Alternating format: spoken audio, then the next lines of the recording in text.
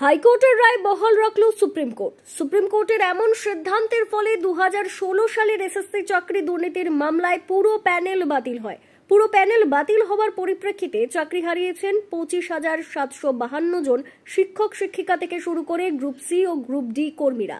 যে মুহূর্তে এমন ঘটনাটি ঘটেছে সেই মুহূর্তে অনেক স্কুল রয়েছে যে সকল স্কুলগুলিতে চলছে পরীক্ষা।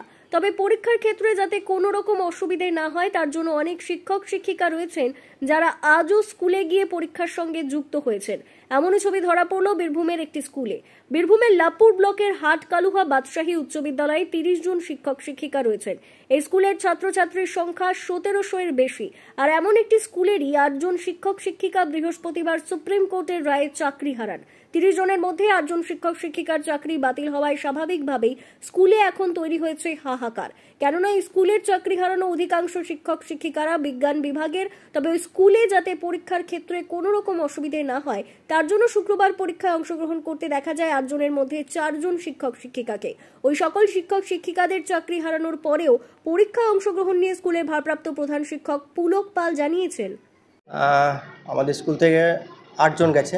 2016 যে সিলেস্টি ছিল তার মধ্যে 8 জন শিক্ষক এবং শিক্ষিকা মিলে 8 জন টোটাল। মানে সকলেই শিক্ষক শিক্ষিকা? সকলেই শিক্ষক শিক্ষিকা।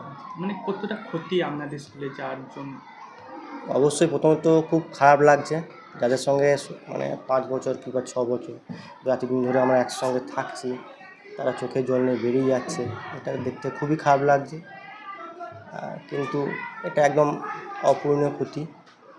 মানে ধরুন যেটা গেছে, বিশেষ করে সায়েন্সের টিচারের সংখ্যা বেশি, সায়েন্সের খুবই ক্ষতি হলো এবং চাইব খুব তাড়াতাড়ি সেই ক্ষতিটা পূর্ণ হোক। এই স্কুল চালানোর ক্ষেত্রে মানে কতটা সমস্যার মুখে পড়বেন না? অবশ্যই এক ধাক্কায় 8 জন শিক্ষক শিক্ষিকা চলে যাচ্ছেন, ক্ষতি তো হবেই চালনা করতে। তবু সেটাকে চেষ্টা করতে যতটা আমরা মেকআপ বা রিপেয়ার করতে পারি। আমাদের কতজন শিক্ষক ছিল? আমাদের টোটাল স্ট্রেংথ হচ্ছিল 30 জন। এখন 8 জন যদি চলে যায় পরবর্তী নির্দেশে, তাহলে থাকলো 22 জন। মানে খুবই অসুবিধা অবশ্যই স্কুল চালানো। অবশ্যই পরীক্ষা নেওয়ার ক্ষেত্রে বা পরীক্ষা চলছে, গতকাল থেকে শুরু হয়েছে প্রথম পর্যায়ক্রমিক মূল্যায়ন। যারা গেছেন তাদের 4 জন এসেছেন আজকে, তারা অংশগ্রহণ করছেন। আমাদের ডিআই বা আমাদের পরবর্তী নির্দেশ এবং আমাদের বোর্ডের পরবর্তী নির্দেশ পর্যন্ত আমরা অপেক্ষা করছি। যেরকম নির্দেশ আসবে সেরকম আমরা কাজ করব। আপাতত আমরা আমাদের অংশ হিসেবে কাজ করে যাচ্ছেন, পরীক্ষার সঙ্গে যুক্ত আছেন। মানে কোনো নোটিফিকেশন এসেছে আপনাদের কাছে? না, বোর্ড তরফ থেকে বা ডিআইদের তরফ থেকে এখনও পর্যন্ত কোনো নোটিফিকেশান আসেনি।